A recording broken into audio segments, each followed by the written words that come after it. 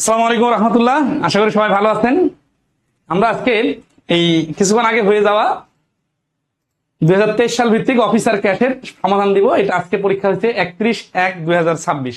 প্রশ্নগুলো অনেক ইন্টারেস্টিং ছিল এবং যারা ইংলিশ ম্যাথে দুর্বল তাদের জন্য বেশ কিছু পয়েন্ট আমি এখানে আলোচনা করে দিব, যেটা আপনার জন্য খুব ইফেক্টিভ হবে আশা করি।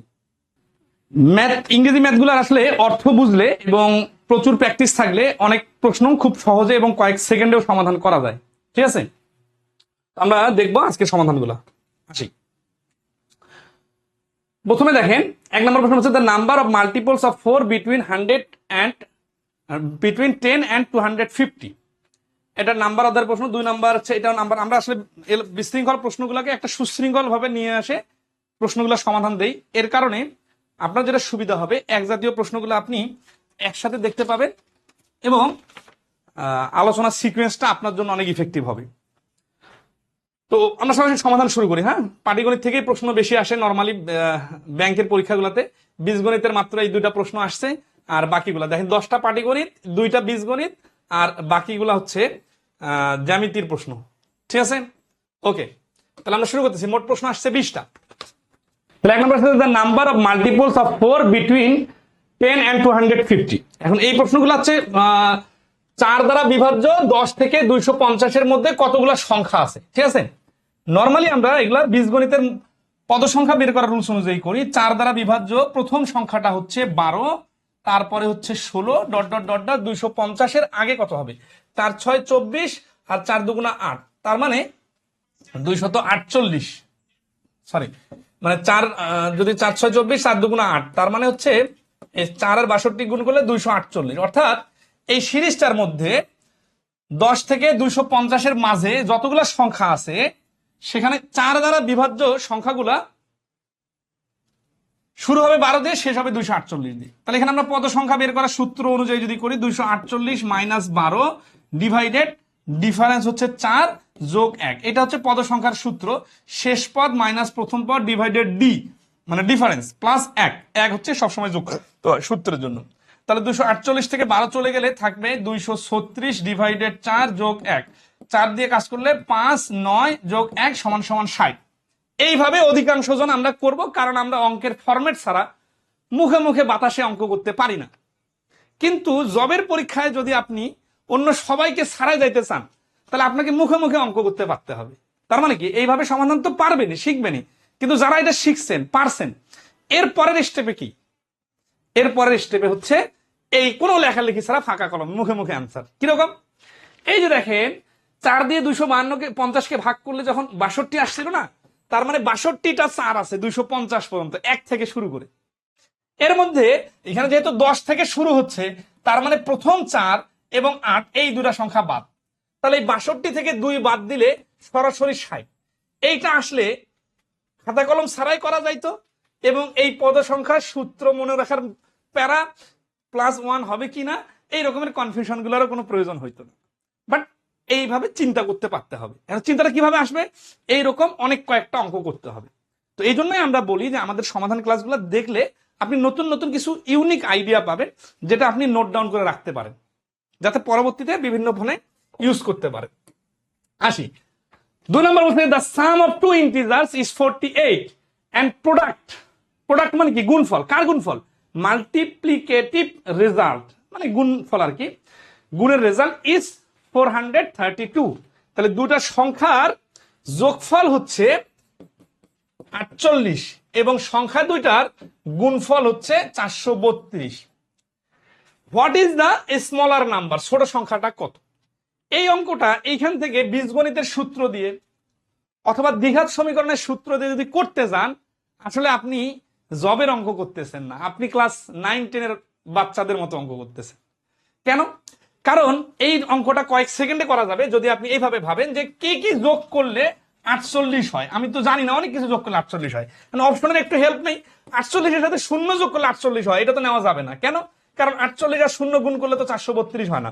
তার মানে 36 16 আর 12। এবার চাইছে কি স্মলার নাম্বার চাইছে, তাহলে আমি তো 36 নিলে 12 হবে আরেকটা, এটাও নিতেছি না। আমরা 12টাকে নিয়ে টার্গেট করি যে হতে পারে। তাহলে আমাদের ছোট সংখ্যাটা যদি 12 হয়, বড় সংখ্যাটা হবে 36। এটা আমরা জানি না এক্স্যাক্টলি, বাট এটা হতে পারে। তাহলে 12 আর 36 গুণ করলে 6 12 72, 2 হাতে করে 7, 3 12 36 আর 7 মিলে হচ্ছে 43। এই যে দেখেন কত সুন্দরভাবে মিলে গেছে। তার মানে 12 গুণন 36 সমান সমান 432।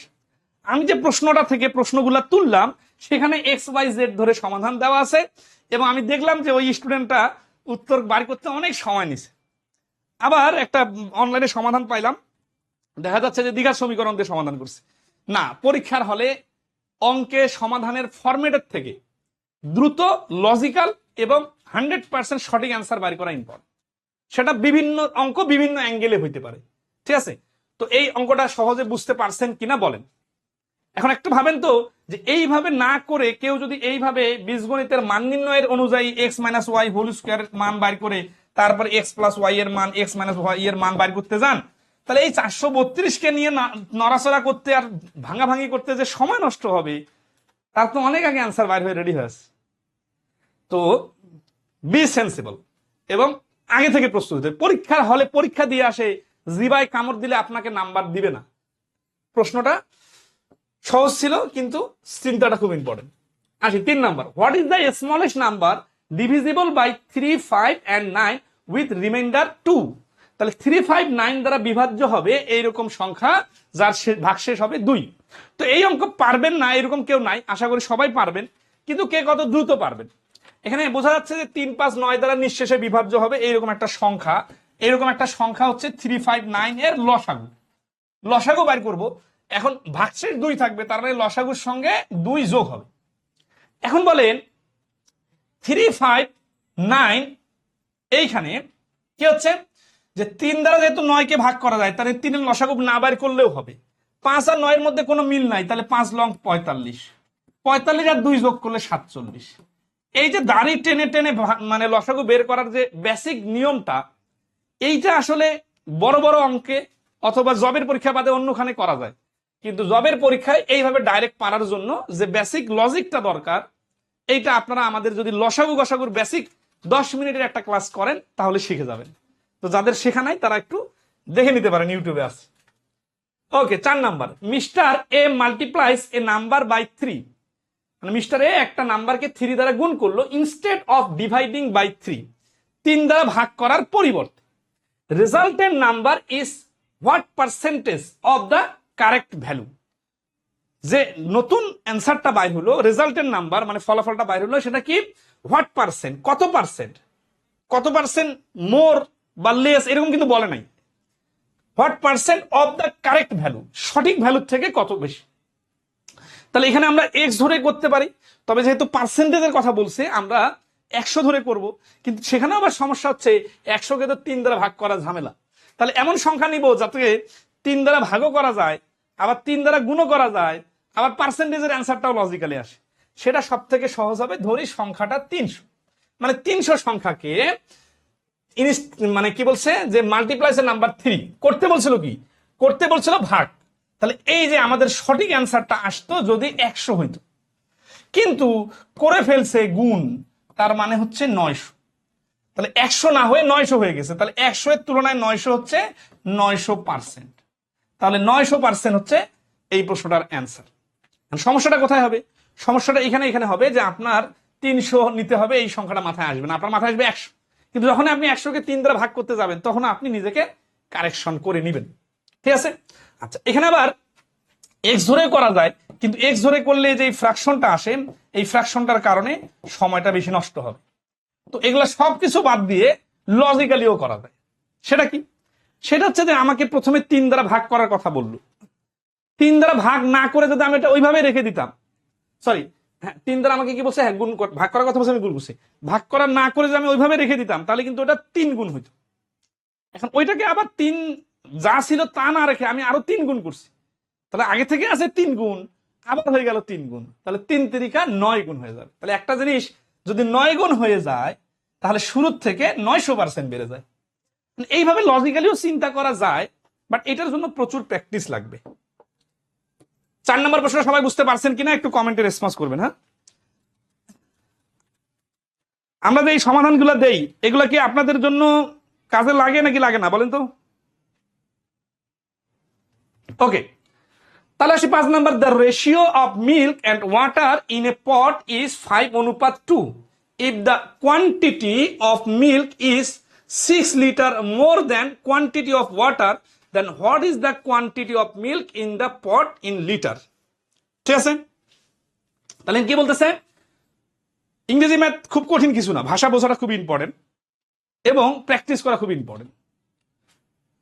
সময় দিতে হবে। দ্য রেশিও মানে রেশিও হচ্ছে দুধ আর পানির রেশিও হচ্ছে 5:2। যদি দুধের পরিমাণ 6 লিটার বেশি হয় তাহলে then what is the quantity of milk in the pot? তাহলে এখানে দুধ আছে কত? তাহলে এখানে দেখেন এই 6টাকে টার্গেট করতে হবে এই রেশিও অনুযায়ী। এখন এক্স ওয়াই জেড কিছু লেখা যাবে না, জাস্ট এখানে দেখেন ডিফারেন্স হচ্ছে 5 আর 2 এর ডিফারেন্স 3 ভাগের মান যদি 6 হয় তাহলে দুধ তো 5 ভাগ, কারণ দুধ বেশি না, তাহলে দুধ 5 ভাগে হবে, 5 দুগুণা 10। 2 কোথায় পেলাম? এই যে 3 দিয়ে 6 কে কাটাকাটি করলে 2 হয়, তার মানে 10 লিটার হচ্ছে কি? 10 লিটার হচ্ছে দুধ। তাহলে অ্যান্সার হচ্ছে ডি। ওকে, তাহলে 6 নাম্বার আসে। 6 নাম্বার আসে যে বলছে in a school there are 286 students where boys and girls are in the ratio 8:5. If 22 new girls are admitted, the new ratio of boys and girls. এইরকম প্রশ্ন প্রচুর আসে, কিন্তু এই প্রশ্নটাতে কয়েক সেকেন্ডে উত্তর দেওয়া যাবে, এইরকম লজিক আমরা ধরা দিতে পারবো। খুবই ইন্টারেস্টিং একটা টেকনিক আমরা দেখতে যাচ্ছি। সেটা হচ্ছে যে আগে থেকে একটা রেশিও আছে, ঠিক আছে? সেটা কত? সেটা হচ্ছে 286 কে 8:5 রেশিওতে কিছু স্টুডেন্ট আছে। এইখানে এই পাশে যদি কিছু স্টুডেন্ট বাড়ে অথবা এই পাশে যদি কিছু স্টুডেন্ট কমে তাহলে এই রেশিওটা তো ঠিক থাকবে না, তাই না? রেশিওটা চেঞ্জ হয়ে যাবে। আমরা যদি আগের মানটা পরিমাণটা না জানি তাহলে তো ক্যালকুলেশন করতে পারবো না। তাহলে এখানে 8 আর 5 মিলে টোটাল মান হচ্ছে 13 ভাগের মান 286।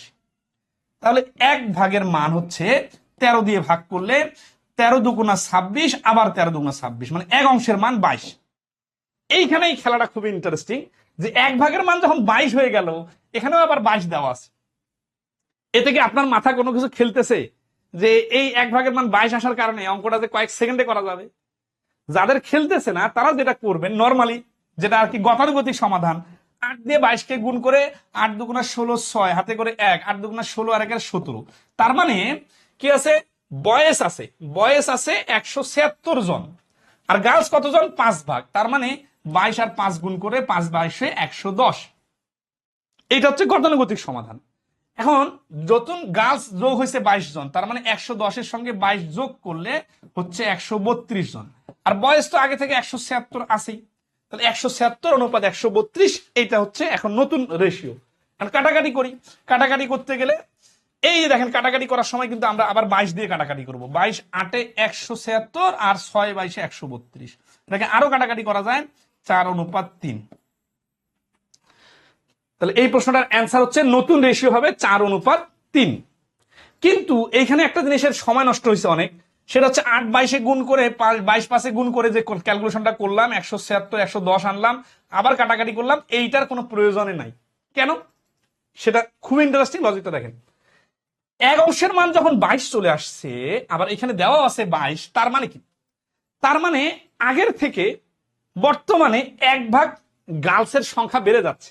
তাহলে আগে যে 8:5 ছিল, এইখানে 1 ভাগ গার্লস বেড়ে যে হয়ে গেল 8:6। 8:6 মানে কাটাকাটি করে 4:3। এই যে এই পাশের এই অংশটা লেখারই প্রয়োজন নাই। তাহলে 4:3 হচ্ছে এই 6 নম্বর প্রশ্নের অ্যান্সার। ধরতে পারছেন কিনা একটু কমেন্টে জানাবেন, এবং বিষয়টা যে অনেক ইন্টারেস্টিং এবং পরীক্ষার হলে যে অনেক ইফেক্টিভ, এই পয়েন্টটা আপনারা ক্লিয়ার কিনা? আচ্ছা, পারি নাই আবার যারা পরীক্ষা দিচ্ছেন তারা কি অবস্থা বলেন? সমাধান তো পারছেন, কিন্তু ডাবল সময় লাগছে তাদের হিসাব আলাদা। আচ্ছা, কি বলছে? 7 A and B are in the ratio 3:4 and B and C are in the ratio 12:3। তারপরে কি? the A and C will be in the ratio। এই অঙ্কগুলো তো আপনারা সবাই মোটামুটি পারেন, আমরা একটু এক্সেপশনাল ওয়েতে করাই, কার কার যে মাথার উপর দিয়ে যায় আমরা জানি না, ঠিক আছে? এই জন্য আগে গতানুগতিক সমাধানটা দেই, তারপরে শর্টকাটে দেখাই দিই। A অনুপাত B সমান সমান 3:4 আর B অনুপাত C সমান সমান কত? 12:13। আপনারা কি জানেন এই পড়াটা, এই রকমের অঙ্কগুলা, অনেকগুলো অঙ্ক আছে ক্লাস 6 এবং ক্লাস 7 এর বইয়ে। তো ক্লাস 6 এবং 7-এর নিয়মটাই আমরা যদি জবের পরীক্ষা নিয়ে যাই, তাহলে এই মাঝখানে যে আমাদের এতগুলো বছর গেল, নতুন শিখলাম কি?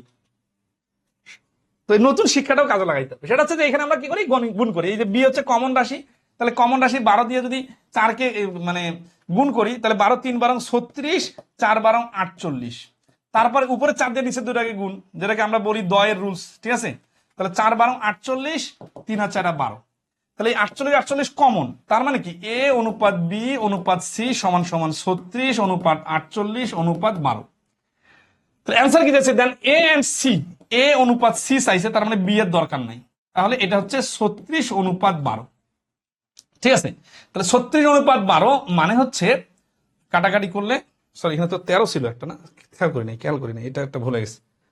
সেটা হচ্ছে যে 4 12 48, 4 3 আর 4 12 বলছে, এখানে 1 আছে, এটা মনে করছি ওটা দেখ, 4 13 52, সরি আর একটু কারেকশন করে নি, হ্যাঁ? তাহলে দেখা যায় আমার, তাহলে 36 48 48 আর হচ্ছে 4 13 52। এখন আমরা আসি এ অনুপাত বি অনুপাত সি যদি লিখি, তাহলে 36 অনুপাত 48 অনুপাত 52। তাহলে এখন আমাদের যেহেতু এ অনুপাত সি চাইছে, তাহলে আমাদের বি এর হিসাব বাদ, তাহলে 36 অনুপাত 52। এখন এখানে 2 দ্বারা করলে 18, 4 দ্বারা করলে 4 লং 36, 4 13 52, 4 দ্বারা কাটাকাটি করা যায়, তাহলে 4 লং 36, 4 13 52, 9 অনুপাত 13 হচ্ছে এই প্রশ্নটার অ্যান্সার, যেটা বি নম্বর অপশনে আছে, ঠিক আছে? এইভাবে করতে যে কি কোনো কঠিন লাগলো না? পরিচিত মনে হচ্ছে না? পরিচিত মনে হচ্ছে, কিন্তু সমস্যা কি শুনবেন? সমস্যা হচ্ছে এই অঙ্কটা এইভাবে করতে, সাপোজ ধরেন আপনার 30 সেকেন্ড সময় লাগলো, কিন্তু আমি এখন আপনার যে টেকনিকটা শেখাই দিব, এতে আপনার 15 সেকেন্ডে উত্তর হয়ে যাবে। এখন আপনি মনে করতে পারেন যে 15 সেকেন্ড কোনো ব্যাপার, কিন্তু পরীক্ষার হলে 15 সেকেন্ড মানে 2টা প্রশ্ন এমসিকিউর বেশি উত্তর দেখাইতে পারবেন, ঠিক আছে? সেটা কি? সেটা হচ্ছে লজিক্যালি বুঝে বুঝে, সেটা হচ্ছে বি যেহেতু কমন, আমাদের এখানে টার্গেট হচ্ছে বি এর মান 2টা সেম করা। এখানে 4 আর 12 দেখেই বোঝা যাচ্ছে এখানে যেহেতু 12 আছে, তাহলে এই 4-কে তো 12 বানানো যায়। 4-কে 12 বানাইতে যে কি করছি আমরা, 3 দ্বারা গুণ করছি, তাহলে এই 12 12 ঠিক হয়ে গেছে। এখন একে যদি 3 দ্বারা গুণ করি, একে তো 3 দ্বারা গুণ করতে হবে, তাহলে 9। এই 9 আর 13 সরাসরি দেখেন 12 12 যেহেতু এখন মিলে গেছে, তাহলে বি 2 জায়গায় মিলে গেছে, বি 2 জায়গায় মিলাইতে যে বি এর চ্যাপ্টার ক্লোজ। এখন এ এর মান হচ্ছে 9 আর সি এর মান হচ্ছে 13, তাহলে অ্যান্সার হচ্ছে এ অনুপাত সি সমান সমান 9 অনুপাত 13। তাহলে কি, তাহলে এখানে এই যে 36 48 52 আনে যে মাথায় প্রেশার আসলো, এর অনেক আগে অ্যান্সার চলে আসবে না? ইভেন আপনি যদি এই কনসেপ্ট মানে লজিকটা মাথায় রাখতে পারেন যে এইখানে এই দয়ের গুণের যে স্টাইলটা, এইটা প্রাইমারি স্কুলের টিচার বা হাই স্কুলের টিচার যদি পড়ায়, তখন ছোট বাচ্চাদের জন্য ঠিক আছে। বাট জবের পরীক্ষায় প্রশ্ন সমাধান করার সময় আসে যদি অতটুকুতেই আমরা সীমাবদ্ধ থাকি, তাহলে আমাদের স্পিড বাড়বে কিভাবে? হ্যাঁ, আমি এই স্পিড বাড়ানো শেখাই দেখে আমার ক্লাস ভালো লাগে না। ভালো লাগে যারা বেসিক ভাইয়া।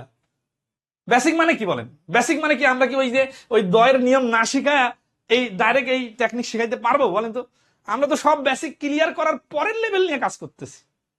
এখন এরকম জব সলিউশনের প্রশ্নে যদি আপনি এখন বেসিক আলোচনা খুঁজেন, তাহলে তো আমাদের করার কিছু নাই। এতগুলো অঙ্কের বেসিক আলোচনা করা যাবে ভেঙে ভেঙে, প্রত্যেকটা আলাদা আলাদা নিয়মের অঙ্ক। তো এই যে দেখেন, এখন এই টেকনিকটা আপনার কত দ্রুত কাজে লাগবে। এরকম আরো অনেক প্রশ্ন অনেক সময় আসবে, আপনি শুধু বি এর মানটা সমান করতে পারলেই হয়ে গেল, ঠিক আছে? আচ্ছা, তাহলে অ্যান্সার হচ্ছে কি? অ্যান্সার হচ্ছে 9 অনুপাত 13। কেমন লাগলো এই প্রশ্নটা আপনারা একটু জানাবেন, ঠিক আছে? এই জন্যই আমাদের সমাধানের ক্লাসগুলো করবেন। যারা পরীক্ষা নিয়মিত দিচ্ছেন তারা এটা থেকে দেখবেন যে আপনার কোনো না কোনো পরীক্ষায় 1-2টা প্রশ্ন আপনি দেখা যায় সুপার স্টাইলে অর্ধেক সময়েরও কমে করে ফেলতে পারতেছেন, কারণ গতানুগতিক প্রশ্নগুলো তো আসে, এই নিয়মগুলো তো সবসময় আসে, তাই না? 8 নম্বর কি বলতেছে? By selling a product for 3,500, a seller makes 15% profit. If the profit is decreased to 9%, যদি প্রফিটটা 15% না হয়ে 9% হয়, তাহলে কি হবে? অ্যান্সার কি চাইছে? দেন সেলিং প্রাইস উইল বি। তাহলে এই প্রশ্ন তো খুব জটিল কিছু না, জাস্ট কাটাকাটিটা পারলে হয়ে যাবে। 15% প্রফিট, তাই না? তাহলে 100% আসল আর 15% প্রফিট মিলে 115% এর ভ্যালু হচ্ছে 35। আর কি বলছে? Then selling price will be, এই 9% যখন প্রফিট করবে, ডিক্রিজ টু, এই ডিক্রিজ টু আর ডিক্রিজ বাই এই শব্দগুলো জানতে হবে। যদি 9% এ কনভার্ট করে লাভটা, তাহলে 109%, 109% থেকে অ্যান্সার আনতে হবে। আর যদি বলতো যে 9% কমানো হবে, তখন ডিক্রিজ বাই থাকতো, তখন 15% লাভ থেকে 9% বাদ দিয়ে 6% লিখতে হতো। এগুলোর উপর আমাদের বইয়ে সুন্দর করে ব্যাখ্যা দেওয়া আছে। 109% মানে আনতে হবে, 100% আনা যাবে না, কারণ এখানে সেলিং প্রাইস চাইছে। তাহলে এই নিচে 115 আর উপরে হচ্ছে 109। 109 কিন্তু অনেক বেখাপ্পা একটা সংখ্যা, কাটাকাটি যাচ্ছে না। তাহলে আমরা এখান দিয়ে 5 দিয়ে কাটি, হ্যাঁ 23, 5 দিয়ে কাটি 5 20, 5 23, আর 5 দিয়ে কাটলে 5 7 35, 700। 23 দিয়ে এটাকে কাটাকাটি করা যায় কিনা, ডাইরেক্ট এখানে দেখেন চার কাটাকাটি যাচ্ছে না, তাহলে তো দশমিক আসতেছে। ডিজিটগুলো তোলা ঠিক আছে, দেখি তো। আচ্ছা 23 দিয়ে ডাইরেক্ট কাটাকাটি করা, এটা তো কাটাকাটি করা যাচ্ছে না। ওকে, কি অবস্থা দেখি এটা, জাস্ট একটু দেখে নেই আমাদের যে প্রশ্নগুলো থেকে আমরা তুলছি, তোলার সময় কোনো ডিজিটাল মিস্টেক আসছে কিনা। না, ডিজিটাল মিস্টেক ঠিক আছে, 3500 আছে, 9% আছে, 15% আছে। তার মানে এটা অ্যাপ্রক্সিমেট অ্যান্সার নিতে হবে, ঠিক আছে। অ্যাপ্রক্সিমেট অ্যান্সার নিতে গেলে আমরা এইখানে, যেহেতু এটা 700 আছে, ওকে হাত না দিই, এইখানে আমরা একটু হাত দিই। সেটা হচ্ছে যে 4 23 92, আর 5 23 হচ্ছে 5 যদি নেই, তাহলে 5 23 115, এটা তো 115 থেকে কম, 109।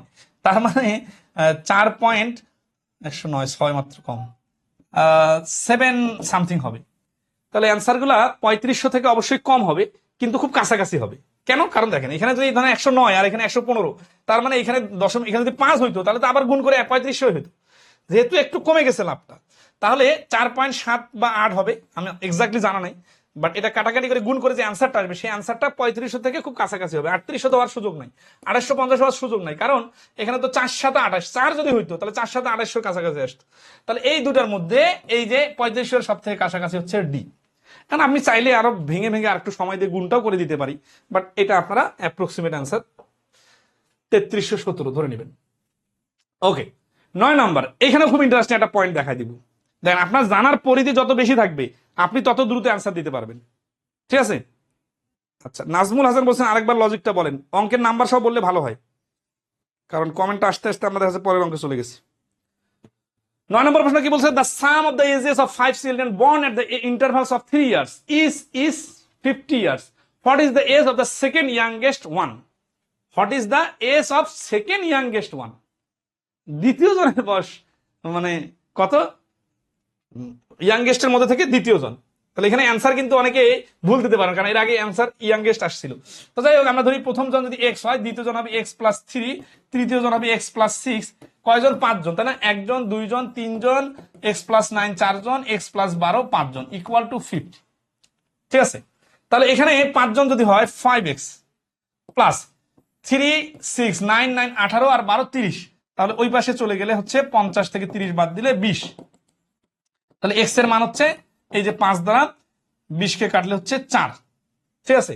তাহলে 4 যদি হয়, আমাদের অ্যান্সার চাইছে কি, তাহলে 4 চাইছে, তাহলে অ্যান্সারটা কত হচ্ছে, অ্যান্সারটা হচ্ছে 4 এর সাথে 3, এই জন্য দ্বিতীয় ইয়াংগেস্ট, সব থেকে ইয়াংগেস্ট হচ্ছে এ, আর সেকেন্ড ইয়াংগেস্ট হচ্ছে এক্স প্লাস 3, তার মানে 4 প্লাস 3 সমান সমান 7। আশা করি এই পর্যন্ত সবাই ক্লিয়ার, ঠিক আছে। এই অঙ্কগুলো আর কয়েকভাবে পারা যাবে, সেটা যদি আপনারা দেখতে চান। আচ্ছা, 10 number হচ্ছে father is age 3 times more than his son and after 8 years he will be 2.5 times. Now what is the age of the son? এই বয়সের অঙ্ক কিন্তু নিয়মিত আসে। তাহলে father is aged 3 times more than his son and after 8 years he will be 2.5 times. Now what is the age of the son? তাহলে son এর বয়স ধরি x, তাহলে father এর হচ্ছে 3x। তাহলে প্রশ্ন মতে কি হচ্ছে 8 বছর পরে, তাহলে 3x plus 8 equal to x plus 8। এই যে দুইটার সাথে আমরা 8 8 যোগ করে নিলাম। 8 8 যোগ করে নেওয়ার পরে এখন যে রিলেশনটা দাঁড়াবে, সেই রিলেশনটা কি,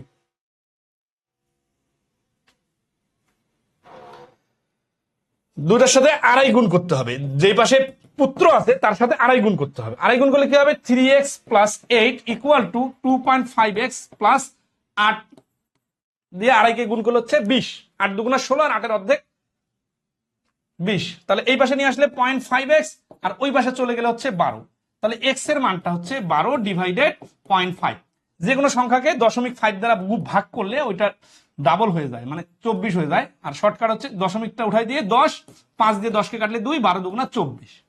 তাহলে এই 10 নম্বর প্রশ্নের অ্যান্সার হচ্ছে এ 24, ঠিক আছে। ওকে, এই বন্ধু ক্লিয়ার কিনা একটু কমেন্টে জানাবেন। এইখানে একটা কনফিউশনের পয়েন্ট তৈরি হয়, সেই কনফিউশনের পয়েন্টটা নিয়ে অনেক সময় ঝামেলা হয়, সেটা হচ্ছে 3 টাইমস মোর, 3 টাইমস। আসলে হচ্ছে কি এইগুলা, ওই শব্দগুলা অঙ্কের উপর অনেক সময় ইফেক্ট ফেলে, অনেক সময় ইফেক্ট ফেলে না, কারণ অপশনগুলোর উপর নির্ভর করে, বুঝছেন? তো এই জন্য 3 টাইমস ধরে এটা মিলে যাবে। 11 নম্বর আসি বীজগণিতের প্রশ্ন। তাহলে 10টা হলো পাটিগণিতের প্রশ্ন। হ্যাঁ, বীজগণিতের প্রশ্ন হচ্ছে, এটা তো খুবই কমন একটা প্রশ্ন। তাহলে 2x+1 = 16 হলে এই x সমান সমান কত? তাহলে আমরা আসি 2x+1 = 2^4, x+1 = 4, তাহলে x সমান সমান 3। এটা খুব সিম্পল একটা প্রশ্ন ছিল। 12 নম্বর, if x³ = 125, then x² + x সমান সমান কত? x³ প্লাস সমান সমান 125, তার মানে x সমান সমান 5। আর যদি ভেঙে ভেঙে দেখতে চান, 5 এর উপর কিউব দিয়ে কিউব কিউব কাটা, x সমান সমান 5। তাহলে x² + x সমান সমান 5² + 5 সমান সমান হচ্ছে 25 + 5 সমান সমান 30। তাহলে 12 নম্বর প্রশ্নের অ্যান্সার হচ্ছে সি, 30। নেক্সট আসি 13 নম্বর, the perimeter of a rectangle is 36 centimetre. If its length is 10 centimetre, what is its breadth in centimetre? তো কি হচ্ছে যে জ্যামিতির প্রশ্ন কিন্তু দেখেন, জ্যামিতির প্রশ্ন কিন্তু অনেক দ্রুত অনেকগুলো প্রশ্ন সমাধান করা যায়, বাট আমরা মাঝে মাঝে অনেক বেশি সময় নেই। সেটা কি, যে প্যারিমিটার হচ্ছে পরিসীমা, কত? 36। তাহলে পরিসীমা হচ্ছে 36। ওকে, দৈর্ঘ্য প্রস্থ যোগফল। If its length is 10 centimetre, এটা যদি 10 হয়, what is the breadth? Breadth কত? তাহলে এখানে 10 হলে দেখেন 36-এর অর্ধেক করলে, দাদা 2 দ্বারা ভাগ করলে হবে কত? 18। তাহলে এই যে আমরা জানি x + y × 2 = 36, x + y = 18। তার মানে এই দৈর্ঘ্য আর প্রস্থ যোগ করলে 18, যেহেতু 10 আছেই, তাহলে এটা হয়ে যাবে 8। তাহলে প্রস্থ এখানে হয়ে যাবে ডি 8। 14 নম্বর, what is the percentage increase in the area of the rectangle if each of its side is increased by 25%? তাহলে আসি যে what is the percentage increase in the area of a rectangle if each of its side is 25% বৃদ্ধি পেলে কত হয়? ঠিক আছে, কার? The area of rectangle. তো এখানে আসি 25% দৈর্ঘ্য প্রস্থ দুইটায় বাড়ানো, এর মানে হচ্ছে 2 বার 25% বাড়া। তো এই ধরনের অঙ্ক কখনো 100 যোগ 125 এইভাবে যাবেন না। কেন? কারণ এতে হচ্ছে কি, দশমিকের হিসাব করতে করতে অনেক সময় নষ্ট হবে। এই জন্য আমরা যেটা করবো, 25% যোগ 25%, যেহেতু এখানে সবগুলো ইনক্রিজ হয়েছে, প্লাস 25 × 25, এই শর্টকাটটা খুবই ইফেক্টিভ। এখন অনেকে তো আছে আপনার শর্টকাট কেটে দিবে, ওকে যদি বলি যে ভাই শর্টকাট বাদে আপনি অন্য যে কোনো ভাবে এর থেকে দ্রুত অ্যান্সার বাড়ি করে দেন, তো পারবে না। কারণ কি? কারণ 25-এর 25% বাড়ি করতে, দশমিক অ্যান্সার বাড়ি করতে অনেক সময় বেশি লাগবে। 25 25 625, একে 100 দিয়ে ভাগ করলে 6.25, তার মানে 25 25 50 আর 6.25 মিলে 56.25%। তাহলে এই বি নাম্বার হচ্ছে এই প্রশ্নের অ্যান্সার। এই প্রশ্নটা যদি কেউ বিস্তারিত সমাধান চান, তাহলে তো 100 আর 100 ধরে 125 125 ধরে গুণ করে অ্যান্সার বাড়ি করতে হবে, সেটা অনেক সময় সাপেক্ষ ব্যাপার। এই জন্য পরীক্ষার হলে এইভাবেই সব থেকে বেস্ট। 15 নম্বর কি বলছে, the diagonals of a rhombus are 16 centimetre and 12 centimetre in length, the side of the rhombus in length. এগুলো খুব বেসিক প্রশ্ন, যদি জ্যামিতির বেসিক জানা থাকে তাহলে এগুলো পারার কথা। সেটা কি, রম্বসের বড় ডায়াগোনালটা হচ্ছে 16 আর ছোট ডায়াগোনালটা হচ্ছে 12। তাহলে কি হচ্ছে, the side of the rhombus in length is, এই যাস এইখানে আমাদের যখন রম্বস বাড়ি করলাম, কর্ণ আট করলাম, তখন সব পাশে কিন্তু ত্রিভুজ হয়ে গেছে। এই ত্রিভুজগুলা সমকোণী ত্রিভুজ, সিরিয়াসলি খেয়াল করেন। সমকোণী ত্রিভুজ হওয়ার কারণে এইটা বড় ল্যাম্পটা যদি 16 হয়, তাহলে অর্ধ কর্ণ কত? 8। এটা যদি ফুলটা যদি 12 হয়, তাহলে অর্ধেক কত? অর্ধেক 6। তাহলে দেখেন এই সমকোণী ত্রিভুজে একটা বাহু 6, একটা বাহু 8, আর এইটা হচ্ছে সমকোণ 90 ডিগ্রি। তাহলে এর বিপরীতটা হবে অতিভুজ। তাহলে যেটা ত্রিভুজটার অতিভুজ, ওইটা আবার হচ্ছে রম্বসটার এক বাহু। তাহলে 8 আর 6 যেহেতু আছে, তাহলে আমরা পিথাগোরাসের সূত্র অনুযায়ী জানি 3 4 5 6 8 10 হিসাবে একটা বাহু 6, একটা বাহু 8 হলে আরেকটা বাহু 10 হয়। তাহলে এই প্রশ্নটার অ্যান্সার হচ্ছে 10। 15 নম্বর প্রশ্নের অ্যান্সার হচ্ছে সি, 10। ঠিক আছে, ওকে। আসি নেক্সট।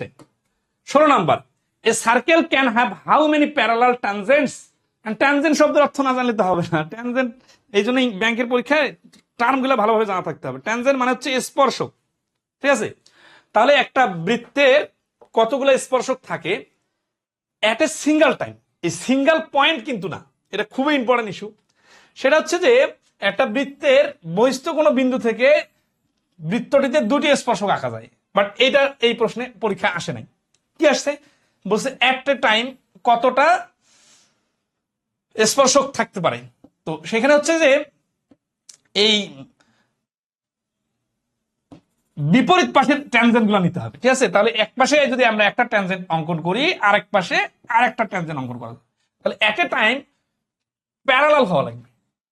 এখন আরেকটা যদি অ্যাড করি তাহলে কি হবে, এটা তো এগুলোর সাথে প্যারালাল হচ্ছে না, এটা যদি নেই ওকে ডান, তাহলে এটার সাথে একসাথে এইটা প্যারালাল হবে, আর অন্য কোনো ট্যানজেন্টের সাথে প্যারালাল হবে না। তার মানে একই সাথে দুইটা মাত্র স্পর্শক প্যারালাল হতে পারে, মানে রেল লাইনের মতো হবে। এই দুটা মিলে চারটাও বলা যাবে না, কারণ এট এ টাইম হচ্ছে এই দুইটা তো এই দুটার সাথে প্যারালাল না, বলে নাই তো যে কয় জোড়া প্যারালাল হবে, জাস্ট এট এ টাইম কয়টা স্পর্শক প্যারালাল হতে পারে। তাহলে এট এ টাইম প্যারালাল হতে পারে দুইটা মাত্র স্পর্শক, বিপরীত পাশে আট করলে সমান দূরত্ব রেখে এরা যেতে পারে। এইখানে কিন্তু আরো স্পর্শক অঙ্কন করা যায়, বাট এটা কোনোটার সাথে প্যারালাল না। তাহলে অ্যান্সার হচ্ছে দুইটি। অনেকে ভুল করে এই প্রশ্নটার অ্যান্সার মনে করে এটা অ্যান্সার দিয়েছেন, কিন্তু তারপরে সঠিক হয়ে গেছে। এখানে নর্মালি এর আগে অনেক পরীক্ষা আসছে from a single point outside of the circle, তো সেটা আলাদা জিনিস, কিন্তু অ্যান্সার সেম।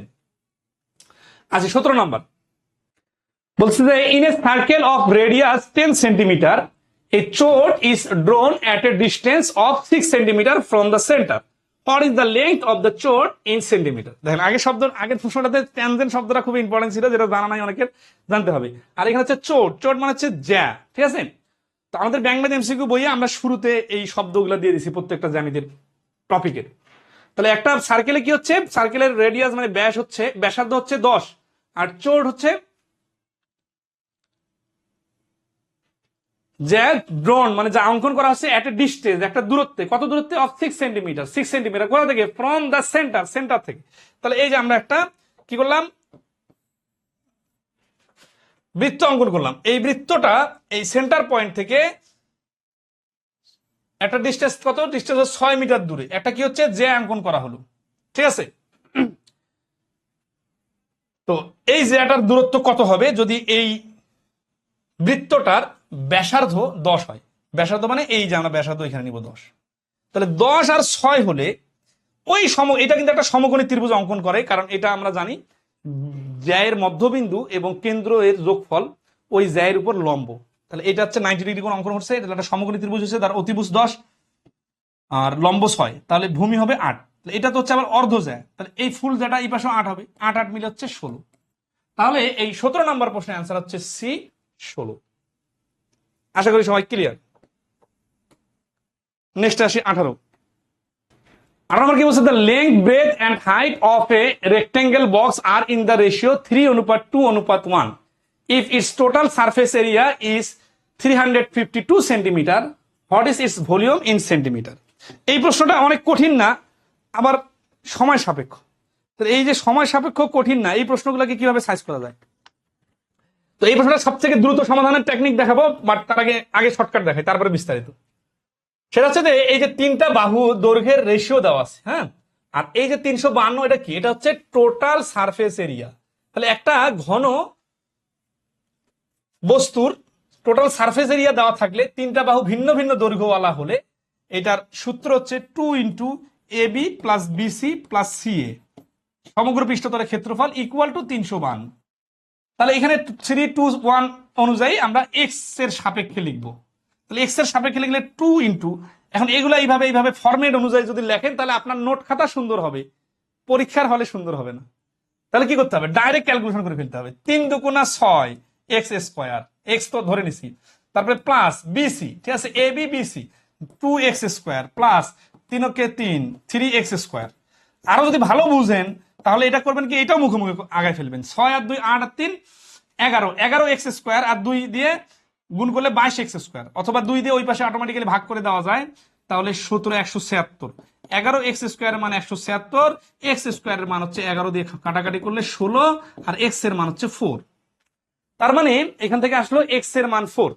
এক্স এর মান যদি 4 হয় তাহলে আমরা এই বাহুগুলার দৈর্ঘ্য বাইর করে ফেলতে পারি। 3 গুণন 4, 2 গুণন 4, 1 গুণন 4। তার মানে বাহুগুলো হচ্ছে 12, 8 আর 4। আর উত্তর কি চাইছে?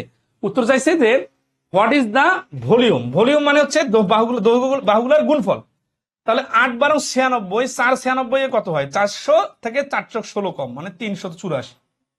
তাহলে 18 নম্বর প্রশ্নের আনসার হচ্ছে বি, 384।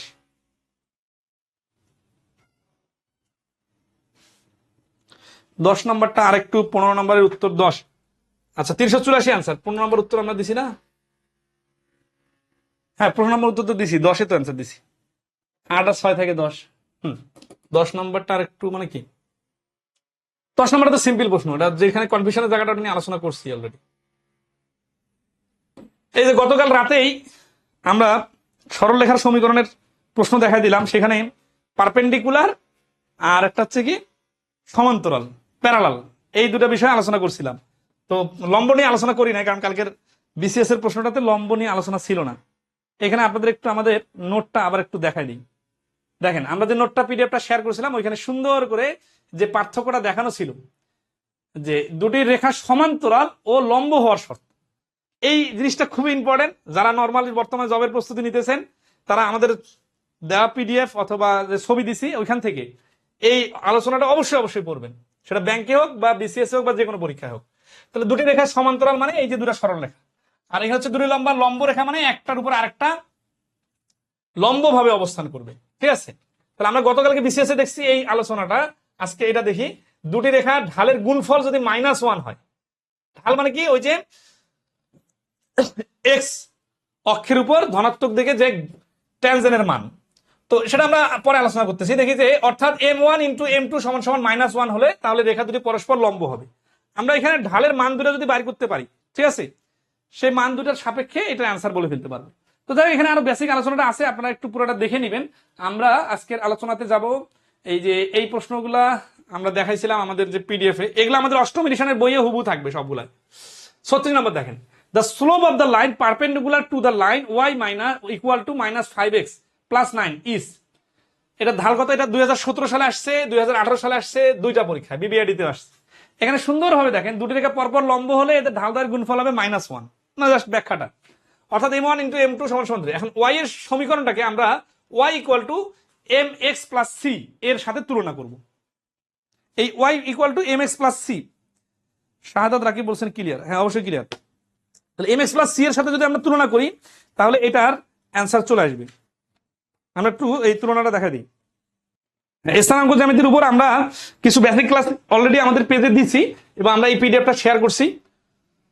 এখানে আমাদের এই যে 37 নম্বরে y = x - 2 = সমান্তরাল সরলরেখার সমীকরণ, এটা সমান্তরাল সরলরেখা আর একটা হচ্ছে লম্ব। পিডিএফটা আচ্ছা,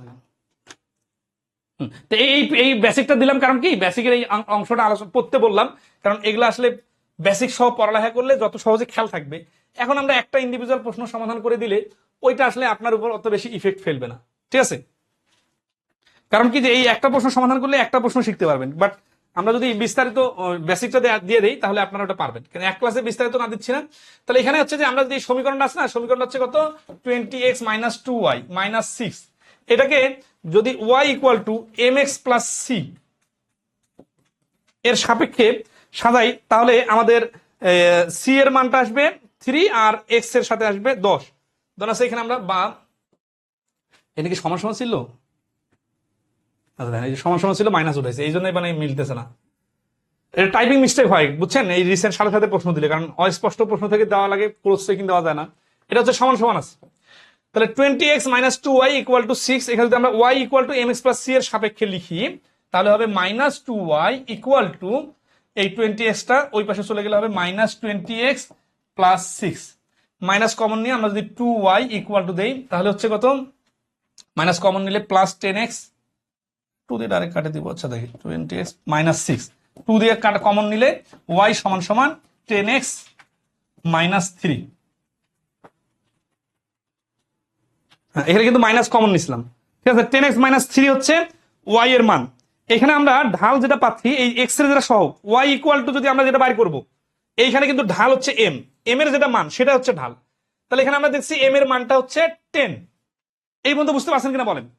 যেটা সহজে যারা মানে ঢাল সম্বন্ধে ধারণা নেই তারা বুঝবেন না, তারা আমাদের ওই জন্য বেসিক যে পিডিএফটা দিলাম ওটা প্রয়োজনে আবার আমরা ছবি শেয়ার করবো, ওইখান থেকে বেসিক আলোচনাটা দেখবেন, তারপরে এই ক্লাসটা করবেন, এই অঙ্কটা সমাধান, তাহলে বুঝতে পারবেন। আমাদের যে রাশিটা দেওয়া আছে এই রাশিটাতে আমরা যদি এই ঢালের মান এম এর মান বাইর করি তাহলে আমাদের অঙ্কটা মোটামুটি হয়ে যাবে। তো এম এর মান বাইর করার জন্য Y equal to M X plus C, এটা হচ্ছে আদর্শ রূপ অনুযায়ী মিলাইতে হবে। মিলানোর পর আমরা দেখছি কি যে ওয়াই এর মানটা আসতেছে কত, 10। পিডিএফটা কি দেওয়া যাবে? অলরেডি অনেক আগে অনেকবার দেওয়া হয়েছে, আমাদের গ্রুপে ইয়াতে দেওয়া হয়েছে। এখন আমরা কি বলছে যে পারপেন্ডিকুলার টু, পারপেন্ডিকুলার হলে কি হবে, হুস ইকুয়েশন আছে। এখন পারপেন্ডিকুলারের জন্য m1 ইন্টু m2 সমান সমান আমরা জানি -1। তাহলে এখানে ঢাল এটাতে 1 যদি দেই তাহলে ঢাল 1 এর মান আসতেছে কত, 10 ইন্টু m2 সমান সমান -1। আর এই 10টা ওই পাশে চলে গেলে m2 এর মানটা হবে -1 ডিভাইডেড 10। তাহলে এই প্রশ্নটার অ্যান্সার হচ্ছে 1/-10। এই বেসিকটা সূত্র যেটা মনে রাখতে হবে সেটা হচ্ছে ঢাল দ্বয়ের গুণ। এখানে আমরা তাহলে দেখতেছি m1 ইন্টু m2 সমান সমান -1 হলে একটা ঢাল বের করে এটা ওই পাশে পাঠাই দিলেই কিন্তু অ্যান্সার চলে আসতেছে।